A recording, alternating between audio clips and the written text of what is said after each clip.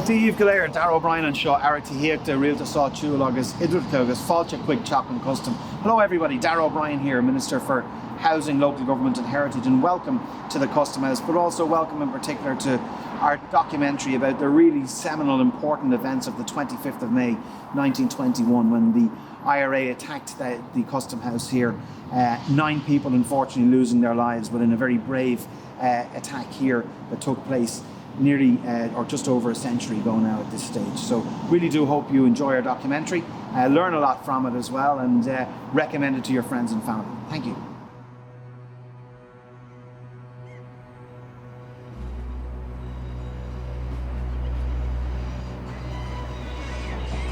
It was a story that had been brewing for years. From 1918 on, it had been planned to burn the place for various reasons, but never a good enough reason could be found until early 1921.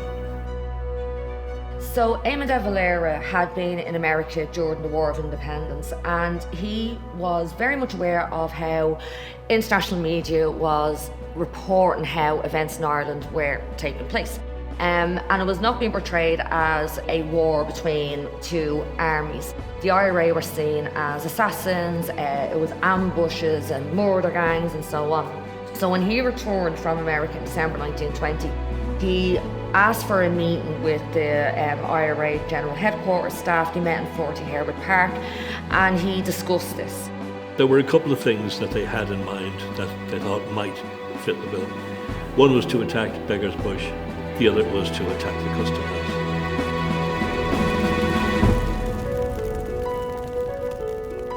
The Custom House was the largest purpose-built government building in the country, and it became the headquarters for the customs and excise offices for the government. But over time, it evolved into taking in other duties like stamp duties and most significantly the local government board. So it became really the second most important government building in the city after Dublin Castle. The building also had a very public face, so a lot of people in Ireland will be familiar with the riverfront and that neoclassical facade. It was probably the most painted building in Ireland in the 19th century, very symbolic. I suppose it sort of morphed into something that was slightly different than intended. It was built during Grattan's Parliament and was actually an expression of a form of Irish nationalism. So the symbolism around the building is a lot of shamrocks, there's a lot of harps, there's a lot of symbols of Ireland. But as the 19th century went on, it very much became associated with the British government and British administration of Ireland. So I think that in part really sets the context for one of the reasons it was chosen for the attack in 1921. The Beggar's Bush, head of the auxiliaries in Dublin, would have been a lovely one to attack if they could do so and take. But when they investigated it, it wasn't feasible. You would need hundreds upon hundreds of men to take that, and it would be impossible to hold. After much discussion and debate, it was decided the Custom House was the most feasible target. And the Custom House was always in the sights of the IRA. As far back as 1918, Dick McKee, who was the OC of the Dublin Brigade of the IRA, he proposed to attack the Custom House, and this was in response to the threat of conscription by the British government. And he planned in mini 1916, he was going to isolate the streets surrounding the building. Basically, the IRA had no weapons, they were only reorganising at that stage. That attack didn't happen because conscription wasn't introduced. But Dick McKee, he had something in his mind about the Custom House because in 1920 he puts forward a plan again to attack the Custom House to GHQ. Now, they didn't sanction that operation at that time, not because they disagreed with attacking the Custom House, it was because they had something much bigger in mind. The previous year, at Easter, the IRA had started attacking and burning tax offices and tax records around the country in order to destroy the administration's ability to raise funds. But the problem was that the administration here was a British administration, and the British were very, very good at paperwork. They always had a backup copy. The backup copies were sent to Dublin, here to the Custom House. So while they were wiping out these records around the country, they still existed in Dublin and could be got back to the local offices if they needed them. If they could take this building and burn the records here, they were going to destroy them and hopefully bankrupt the administration. So when it came to late 1920, Ireland was pretty much ungovernable. And the last symbol of British civil administration in Ireland was the Custom House. Sinn Féin had won control of the local councils around the country. Members of Sinn Féin and the IRA worked in the Custom House. They knew the layout of the building. So it made perfect sense to attack the Custom House, to destroy the records that were held here. Now, if this was successful, Dev's objective was that it would bring international attention to Ireland, but also the financial loss would be huge. And who was responsible for planning the operation? Who was responsible for actually overseeing the operation? It was Oscar Traynor, OC of the Dublin Brigade of the IRA, who succeeded Dick McKee, and then Tom Ennis, OC of the 2nd Battalion of the Dublin Brigade of the IRA. And both of these men, with their battalion, the 2nd Battalion, they were very experienced. They were used to attacks like this because they themselves had been involved in a very successful attack against the LNW Hotel, which was where Q Company of the auxiliaries were based the month before the Custom House was going to be attacked, which was in April 1921, and the operation for the Custom House would take place in May 1921. To do it, not the easiest thing in the world to burn down a big stone building. So the IRA go to their people within the Dublin Fire Brigade, and two particularly mention it in their witness statements and in their 1934 pension statements. Both Joe Connolly and Austin MacDonald say that, basically the building couldn't have been burned without the assistance of their people within the Dublin Fire Brigade. One of the crucial things here was what material do you use, what accelerant do you use? They warned them against the use of petrol. And at this point, people weren't familiar with petrol. People didn't drive. People didn't have cars in the way people nowadays would and understand petrol. They were familiar with paraffin. They knew they had paraffin lamps and paraffin heaters. But they didn't understand, they didn't have a concept of the volatility of petrol. And in a number of cases around the country, and even in Dublin, in the RIC barracks in Crumlin, when it was burned, they used petrol, they spread petrol through the building, and then went back and lit a match. And basically because of the vapours that build up, the building explodes, and IRA men are being killed and being very badly burned through this. So they're warned not to do it here, not to use petrol as the accelerant here, that it has to be paraffin. And in the run-up to the attack, the Dublin Brigade of the IRA hijacked a tanker of paraffin, which is going to be the source for this fire. It went as planned. You have at about 5-1 members of the 2nd Battalion, the Active Service Unit, the squad, all making their way to the Custom House from various parts of the city. And you have the fire stations being taken over across the city. You have members of the 1st Battalion just gathering around Beresford Place. Members of the 2nd Battalion walk in very coolly. A lorry arrives with all the paraffin. The volunteers, as they arrive, take the tins and walk straight in. And the Custom House staff themselves, they weren't shocked to see this, to see a gang of men walking in, because there had been raids, a war was going on and places, buildings were raided all the time. But they just thought it was a raid. They were told the Custom House was being set on fire. And right throughout the building, the volunteers go and gather up the staff, bring them down to Central Hall, where they were minded by the squad and the Active Service Unit. The communications were cut. A volunteer climbs the telegraph pole right in front of Store Street Police Station, which is right opposite the Custom House. A number of policemen were walking by, and they were accosted by the volunteers and taken into custody. And you do have then the other members watching outside what was going on. Now, the plan was that Tom Ennis, who was in charge, he would have a whistle.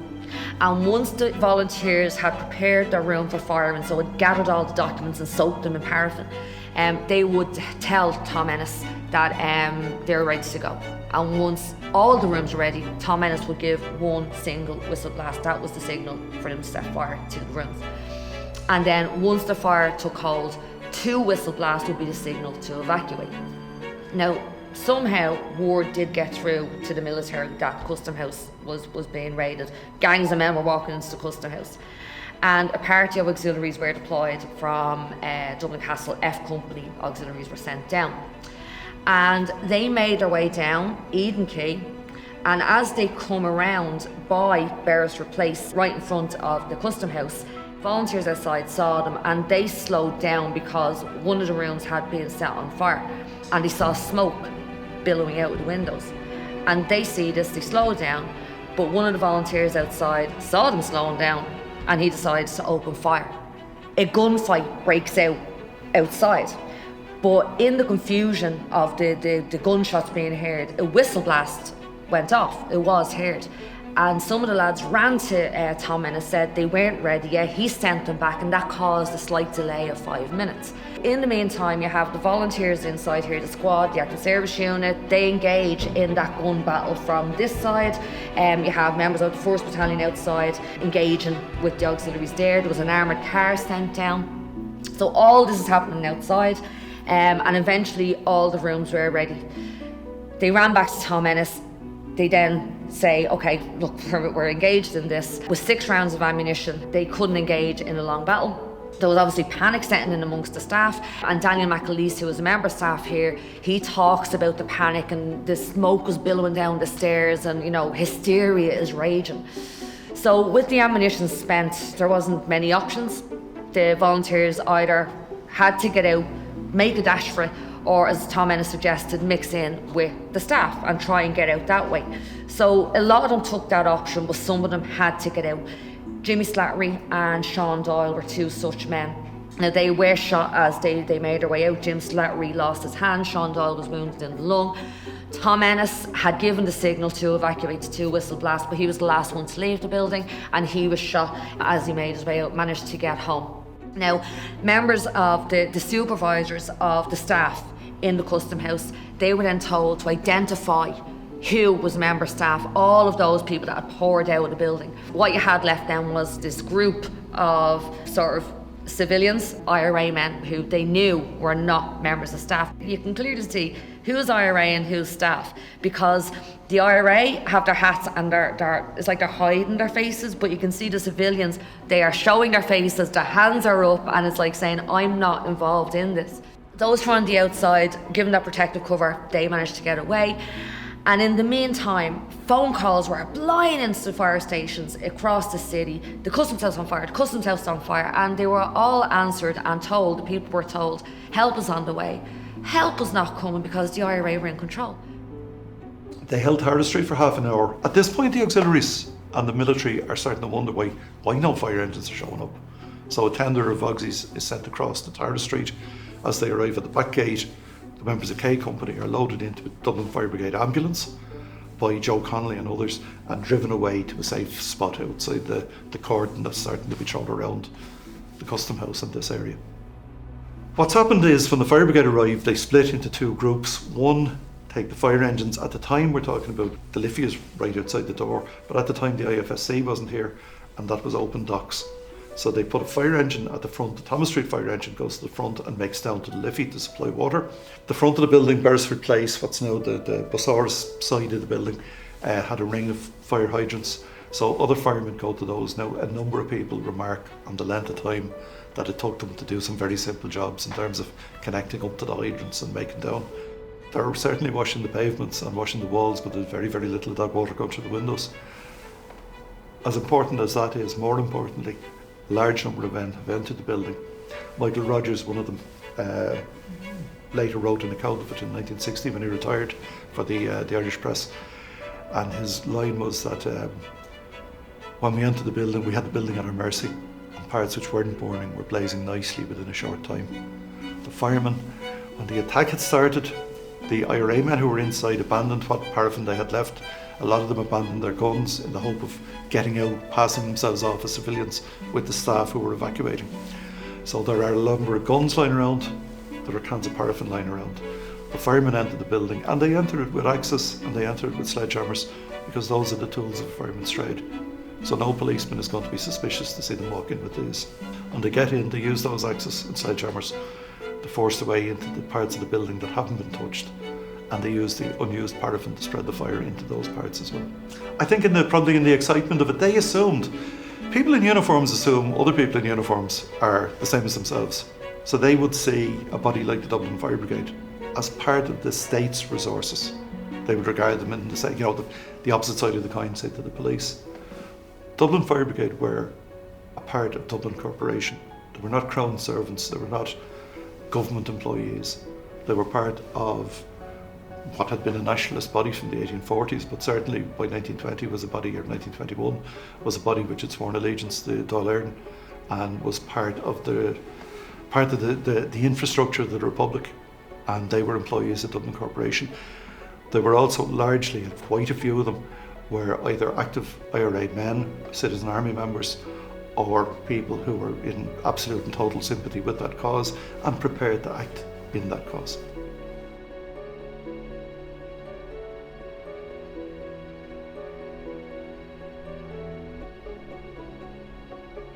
As the firemen were going through the building, they discovered 4 IRA men hiding within the place. These were guys who'd been caught up in the initial attack. There was shooting going on outside at that point, so they'd stayed back, but they'd been moving ahead of the fire and were now at a position where they had to come out, face certain capture and quite possible death. When they were discovered by the firemen, Michael Rogers, again, he was the chief's driver that day, so with a certain amount of latitude in what he did, he went back to Tara Street and he rounded up 2 firemen's uniforms. He brought them back into the building here, smuggled them in, and they took 2 of the IRA men out dressed as firemen, as injured firemen, put them into his car, and they were driven back to Tara Street for treatment. The uniforms were taken off them and brought back, and the other 2 men were brought out later that day in the same guise as supposedly injured firemen. Now, one of the uniforms certainly then was used later that evening to bring Mick O'Kelly, who was a captain in the Citizen Army, into the building to inspect the damage and also to supervise the removal of handguns. Now, the auxiliaries who were here found guns, and there's a famous picture of them with the guns they found. They found, in fact, 27 guns. Now, when you reckon 120 men in here, that means that they found 1/5 of guns that were here. Obviously, some of the guns that were left here would have been damaged beyond repair by the fire, but the fire brigade was in quick enough, so not many. It's reckoned that they got about 60 guns out safely and returned them. The loss in materiel to the IRA was not huge. Of course, the loss in bullets was huge. All they had, 6 bullets each, were gone. They had very few left. They ended up, because of the loss of some 100 men who were captured, 5 men killed, they had to reorganise after this. They reorganised the ASU and the squad into one, and they continued to fight, but in a different way, back to their guerrilla, to their hit and run tactics, their simple tactics in Dublin. No one was meant to die in this operation, but 5 volunteers died, and they were Dan Head, Edward Downs, you had the brothers Patrick and Stephen O'Reilly, and you had Sean Doyle. The 4 civilians that were killed were Francis Davis, the caretaker, he was shot by the IRA. Mahan Lawless, he worked in the custom house and he was shot by the auxiliaries. And then 2 civilians that were caught in the crossfire were James Connolly and John Bourne. A number of auxiliaries were also wounded, and that primarily was as a result of Dan Head throwing the grenade into the military tender as it had arrived onto Beresford Place, and it was his action that saved the life of Paddy Daly and Oscar Traynor, but Dan Head himself was killed as a result. It took 10 days for the fire to burn out. Now, when you consider that the fire brigade had taken, 30 hours or something to put out the fires in Dublin in 1916, when most of the city was on fire, for this one to last for 10 days, you can appreciate how little the fire brigade was doing to put the fire out. And it was a significant coup, absolute coup. They burnt the documents they intended to burn, most of them. The government had to pay people later to give them back their tax records. Some of the records were saved. Guinness, for example, records were saved, but most of the others were lost. The fire brigade continued to destroy when they were in the building. There's one particular case of an official from the Custom House going into his office the day after the fire, being escorted in. He saw that his safe was still there, for example, locked, so his documents were fine. When he got in after the fire, the safe had been smashed open and the documents were burned. He blamed the auxiliaries, but of course there was the fire brigade, the only people in there with hatchets or something heavy enough to burst that open. But this quickly spread around the world. It was a major picture to spread everywhere, the burning Custom House. At first, the story was that this was an awful thing to do, to burn down Gandon's masterpiece. The IRA said they had to do it. But gradually the word got out. The people began to look a little closer at it. And you look at papers, in particular in America, where Dev was considering it, where they started to use words like war and battle. They started to talk about a well-trained army. All the words he wanted to see to be used around the world.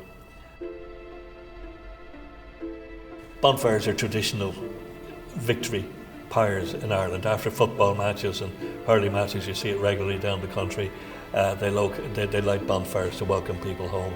This one was a victory pyre, as the IRA would have seen it, that was seen around the world for 10 days. This went ahead to show what the IRA could do as a threat and as a warning. And it was a superb one. So I suppose the myths that have been put forward about it and the facts. So the IRA were wiped out. The Dublin Brigade of the IRA were wiped out. That 120 men took part. The 120 men were those of the 2nd Battalion, but our research has shown that close to 300 men took part in this operation. It's 2/3 that are still free and did continue on the fight. There is the argument that Michael Collins was against the operation, Eamon de Valera was for it, that it was Eamon de Valera's idea. Dick McKee was the one that actually suggested attacking the Custom House way back in 1918. The Custom House was always in the sights of the IRA. Now, the Collins-Dev argument, I believe it's more to do with Civil War politics. And if we look at the plans and what actually happened on the day, and this is really, really important, Oscar Traynor and Tom Ennis, who had proven themselves with the attack on the LNWR Hotel in April 1921, they wanted to use the same sort of idea, isolate the area so the military cannot get into where the attack is happening. That was so successful with the attack on the LNWR. Oscar Traynor suggested isolating the barracks, putting the barricades near them, and who stopped that part of the plan? It was Michael Collins. And the only criticism that is levied against this operation by those who are involved is that the protective party were too close to the building. They could not provide effective cover. And that element was hampered by Michael Collins. He's the one that messed it up.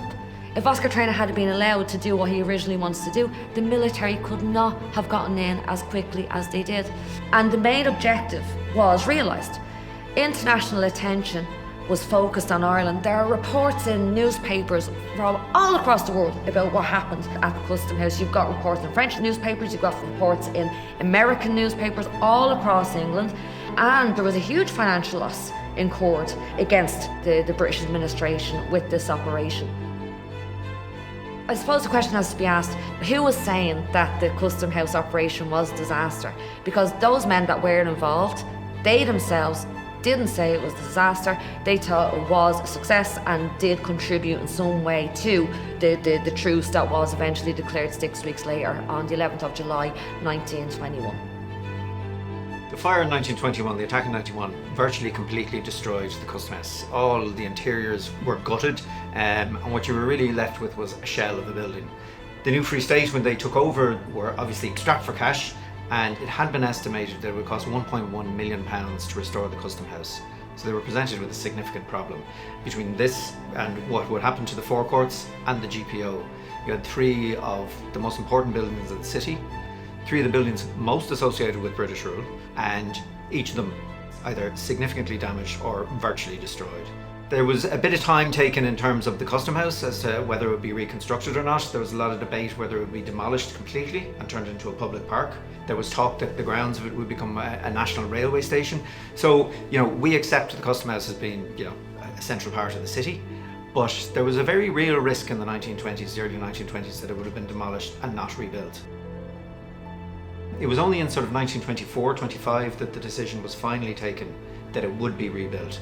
And a lot of the credit for that, I think, goes to the Office of Public Works architect T.J. Byrne, who argued he could do it for significantly less than the 1.1 million by using a lot of the stone again, using direct labour. A lot of ex-National Army people would have been involved in the reconstruction.